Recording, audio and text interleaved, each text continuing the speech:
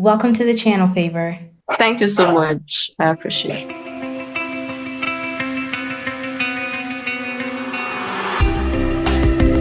Favour Egharevba is the author of It's All in My Head, a book about combating addiction. Tell us, Favour, in your view, what is addiction at its core? Okay, when we talk about addiction, I can boldly say that addiction is anything you are involved in that can be harmful to you. And as Christians, when you are addicted to something, most times it takes you away from God. It takes you very far from God because most addictions are sinful. So it takes you very far from God. So anything, when you're doing something and you find out you are not living in alignment with purpose, you are not living in the will of God, you can know that addiction is knocking on the door. I agree. I agree. Now, addiction is often misunderstood even within faith communities. So, why do you think that is? Okay, the reason is because, these faith communities, most times they are not aware of the complexities that comes with addiction. They are not really aware, they don't really understand all it is or what it means to be addicted to something. Most time they see it as lack of faith. They just see it as lack of faith. Maybe the person is not so prayerful. That is why the person is addicted. They neglect the fact that the person might also need support, might need them to embrace them to be able to break free from addiction. So they misunderstand the concept of addiction because they do not understand the complexities of it. I see. I see. Now, addictions are sometimes normalized. There's some that are subtle or those that are socially acceptable forms of addiction that people might not recognize as harmful. So, what are those that they should keep an eye out for? Okay, as little as something that you take before breakfast. I might be addicted to taking soft drinks before my breakfast, but then we wouldn't know that it is an addiction. We might just see it as something normal, but at the end of the day, you find out you're actually causing more harm than good to yourself. And when you see somebody talking about something consistently, maybe the person is talking about things that they are not supposed to talk about. At the end of the day, you can get to find out the person is actually addicted to it. And the way we use our gadgets, it is very important. The way we use our gadgets should also have limit. There are kids that, even when they go to school with their gadgets and forgetting that that is not the most important thing. That is not what they are in school for.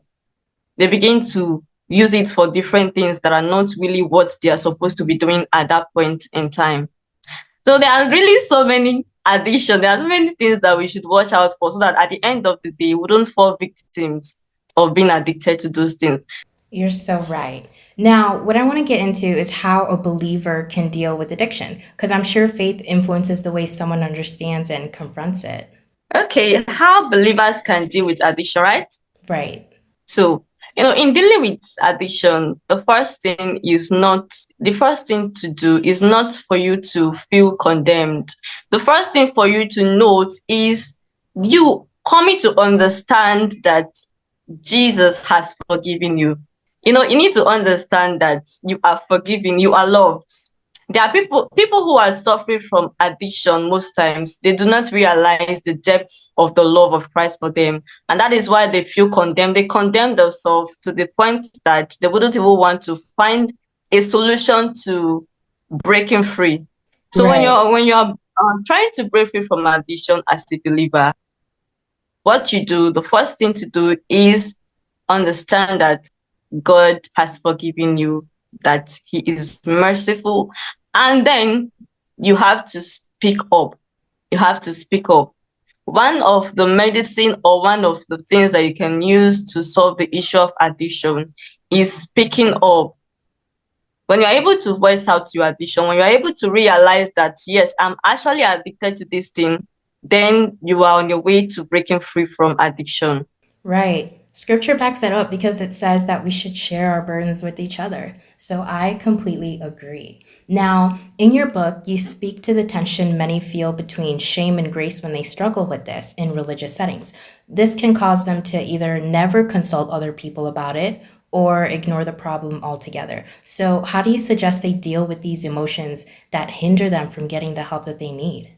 Okay, just like what I mentioned, those struggling from addiction, but they can help themselves by breaking out from the tension of shame. The shame hinders them from being able to reach out to who they are supposed to reach out to. So what I suggest, or what I wrote about in my book, is being able to speak to a trusted leader. Being able to speak to a trusted leader. I know that most times we do not trust people around us, and I understand, I totally understand. We don't trust most persons who are around us. No, because of the fear of being judged, being condemned, which was one of the reasons I couldn't bring myself to tell anyone about my own addiction. So now I am giving what do I call this? Now I am telling someone suffering from addiction to look past the judgment aspect, to look past the shame aspect, to go out and speak to leader, a trusted leader who is also on the same faith with them. So when they speak to a trusted leader, at the end of the day, you find out that the tension or the shame of it will reduce. When someone is not ashamed of something, there's no way that thing will not, like, the person will be able to speak about it. It is only when you are ashamed of it that you hide your head under the blanket so that people will not notice you. But when you are able to speak to someone about your addiction, the shame will go off, the tension of it will go off, because there's someone listening to you, and in your own mind, subconsciously, you find out that you are not the only one bearing the burden of your addiction.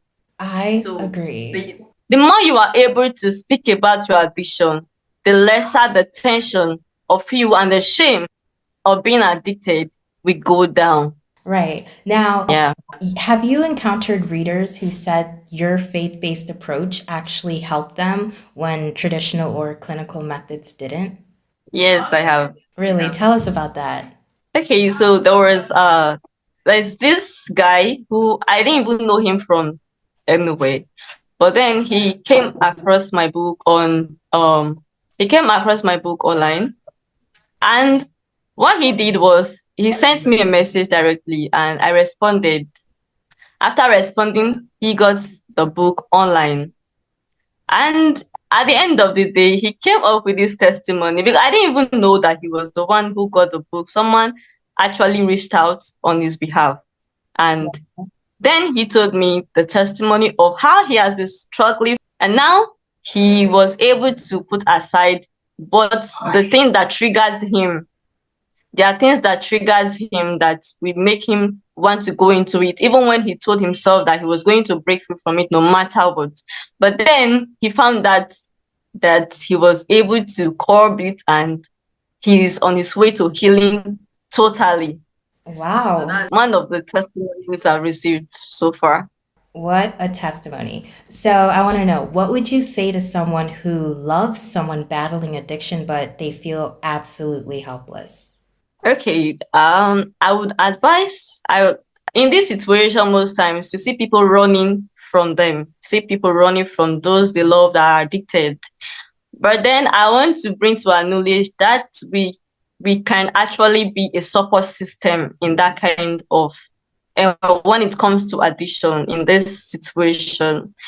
Instead of running from that person, you're trying to cut ties rather with that person. Can actually be a shoulder that the person can lean on. You can be a support system. You can be the person's backbone, let me use that word. When two good heads work together, things will go right. So you being there for the person in this time, it means that you can actually help out in every other times. So I would advise you stick around and help. Be a support system in this kind of situation. That's great advice. Now, I'm certain that there's ways that churches or faith based communities can better support people on the road to recovery. So, tell us how churches can help in this area. Okay, When we talk about churches, first of all, let me say something. When we talk about churches, I would really, really be glad if we can have these leaders who can also come up most times to talk about their own, what they were addicted to, that they've broken out from. And I really, even when I was writing my book, I met with some persons, some leaders in churches, and I found that they didn't tell me what if they've ever broken free from any addiction. They never spoke about it. So I would plead with churches or our leaders who have been in this kind of addiction or in any kind of addiction whatsoever to at least try to help in terms of speaking about their own addiction. You know, when you have access to someone who has gone past your own struggle, you'll be able to listen to them and also follow their own footstep in breaking free. And so, how they can support, that's one way they can also support those who are addicted.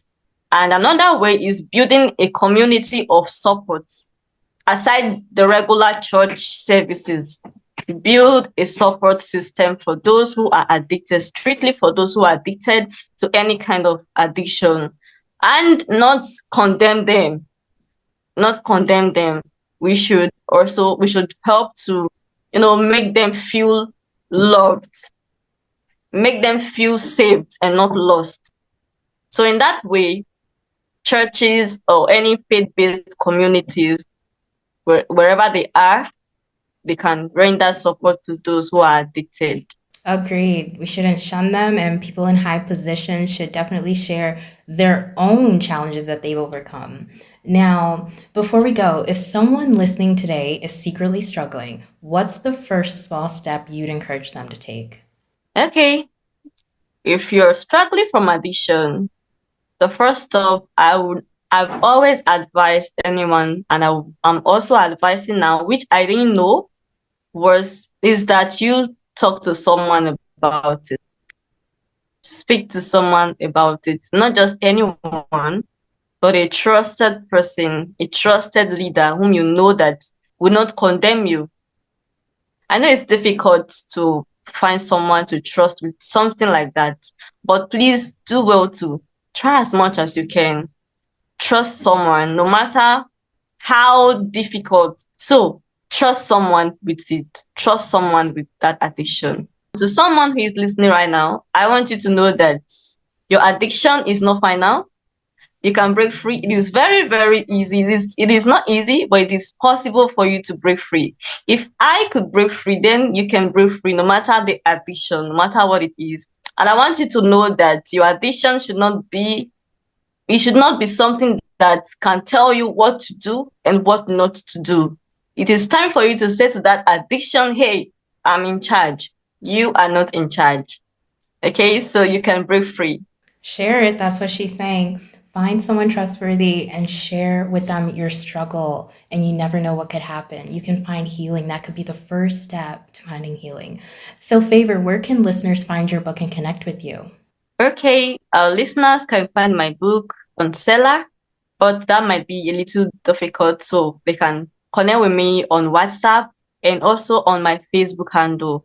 My Facebook handle is Favour Egharevba. Okay, guys, you'll find all those links to connect with Favor down below in the description box. Thank you so much for joining me today, Favor. Thank you so much. Thank you, listener, for tuning in. Make sure to like, subscribe, and share if you enjoyed today's video. I'll see you next time.